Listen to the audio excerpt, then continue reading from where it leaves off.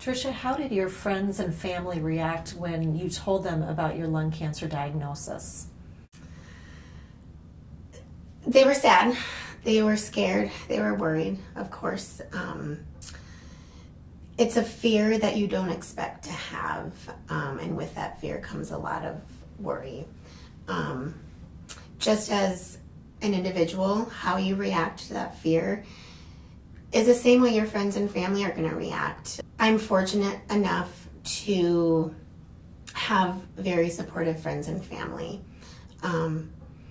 They have supported me in a numerous variety of ways, good and bad. But at certain times, it's what is absolutely needed. Sometimes I need my brother, who is very logistical in data and non-emotional. And sometimes what I need is my friend to just accept everything I say and it's okay. And sometimes it's okay for my sister just to cry. I think holistically in my life, I didn't share my diagnosis with the broader set of people in my life. I was very private about it. And when I went through it, I did seclude myself from my social sphere and my work sphere. I would say by the time I connected with the Breath of Hope Lung Foundation, and by the time I passed my second diagnosis, I was ready to actually be comfortable talking about it. And that is when really the broad set of friends and coworkers and acquaintances really knew this about me.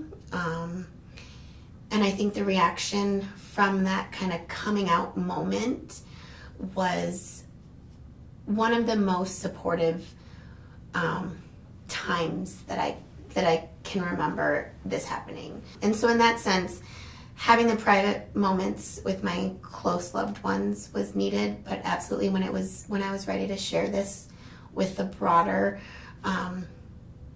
set of people in my life, it was nothing but support.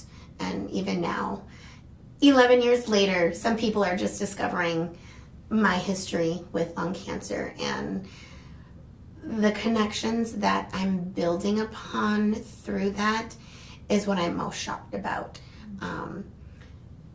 People I find have a loved one or a friend that has had lung cancer, but it is never talked about. And it's a way to connect and educate, and that's kind of what I think is the important piece now, and that's why I am comfortable and confident in being so public about my life and my journey and my experiences, because it needs to be talked about. Sounds like you're a great advocate for lung cancer awareness. I'm trying to be. That's a great thing. As you are maybe aware, the funding for research is so low and the fatality is so high. And if we don't talk about it, if we don't bring awareness, if we don't advocate for more funding, nothing will change. These numbers will stay the same. And if there's something I can do in sharing my experience, I'm absolutely willing to do so. You're very insightful. Thank you.